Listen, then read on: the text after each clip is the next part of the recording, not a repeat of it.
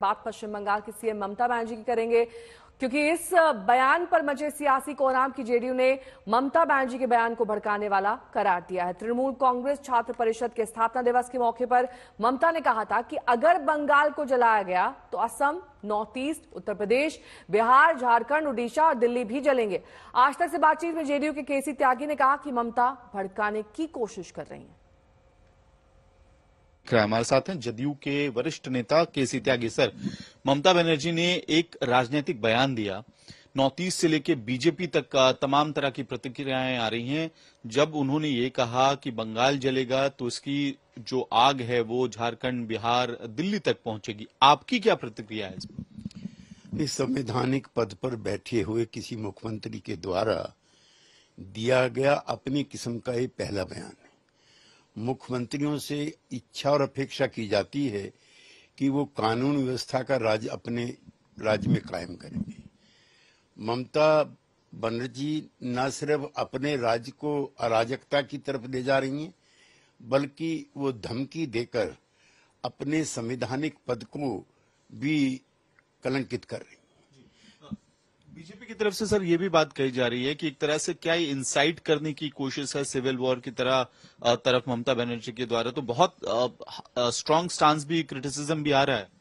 मैं भारतीय जनता पार्टी के इस रुख का समर्थन करता हूं कि उसके ममता जी के इस बयान से विद्रोह की, दुर्भावना की स्थिति नजर आती है कि जैसे वो जनता के किसी हिस्से को भड़का करके, राज्यों को भड़का करके गृह युद्ध जैसी परिस्थितियां पैदा कर रही हैं, जो अफसोसजनक है, निंदनात्मक है। और स्वतंत्र भारत में कभी ऐसे अवसर देखने को नहीं मिले जब किसी प्रदेश का चुना हुआ मुख्यमंत्री अन्य राज्यों के अंदर भी दखल दे करके विद्रोह जैसी स्थिति पैदा करने की धमकी दे रहा। तो आखिरकार वो बयान क्या है जिस पर इतना बवाल मचा हुआ है, जिस पर जेडीयू ये कह रही है कि इस तरह से भड़काने की कोशिश की जाती है? वो बयान आपको सुनवा देते हैं। মোদি বাবু, আপনার পার্টিকে দিয়ে আগুন লাগাচ্ছেন, মনে রাখবেন বাংলায় যদি আগুন লাগান আসামও থেমে থাকবে না, নর্থ ইস্টও থেমে থাকবে না, উত্তর প্রদেশও থেমে থাকবে না, বিহারও থেমে থাকবে না, ঝাড়খণ্ড থেমে থাকবে না, উড়িষ্যাও থেমে থাকবে না, আর দিল্লিও থেমে থাকবে না। আপনার চেয়ারটা আমরা টলমল করে দেব। और इस बीच कोलकाता में मंगलवार को पश्चिम बंग समाज के नबन्ना अभियान के दौरान जब पुलिस ने प्रदर्शनकारियों पर वाटर कैनन का इस्तेमाल किया तो एक बुजुर्ग शख्स पानी के फव्वारे के बीच तिरंगा लहराता हुआ दिखाई दिया। उस वीडियो ने हर किसी का ध्यान अपनी ओर खींचा। आज तक ने उस शख्स को ढूंढ निकाला है। वो शख्स हैं 57 साल के बलराम बोस। थोड़ी देर पहले हमने उनसे बातचीत की। हमारा पहला सवाल ये था कि उन्होंने छात्रों के प्रदर्शन में जाने की जरूरत क्यों महसूस की। तो बातचीत हो रहा था, ये स्टूडेंट का कॉल से हर परिवार से एक आदमी को जाने के लिए स्टूडेंट लोगों का कॉल था। तो हम लोग जा रहे थे तो रास्ते में पुलिस 12 किलोमीटर पहले से वो हम लोग को रोक दिया और अगर क्रॉस करने का कोशिश हम लोग कर रहे थे तो उस टाइम वो लोग आंसू गैस और कैनन भी छोड़ रहे थे।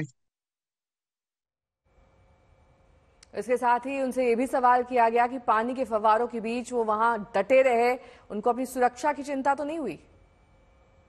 हाँ, मेरा बहन जो मर गए हैं आरजी कौर में, उसका दर्द अब समझ रहे हैं। उससे कम था ना मेरा दर्द। वो जो डॉक्टर मर गए हैं मेरा बहन जैसा आरजी कौर में, तो उससे वो मरने का टाइम में क्या फीलिंग हो रहा था आपको मालूम है? उससे तो कम हुआ ना। साथ ही उनसे ये भी सवाल किया गया कि अगर आप किसी पार्टी या धर्म का झंडा लहराने की जगह तिरंगा लहराता नजर आए तो ये ख्याल कैसे आया?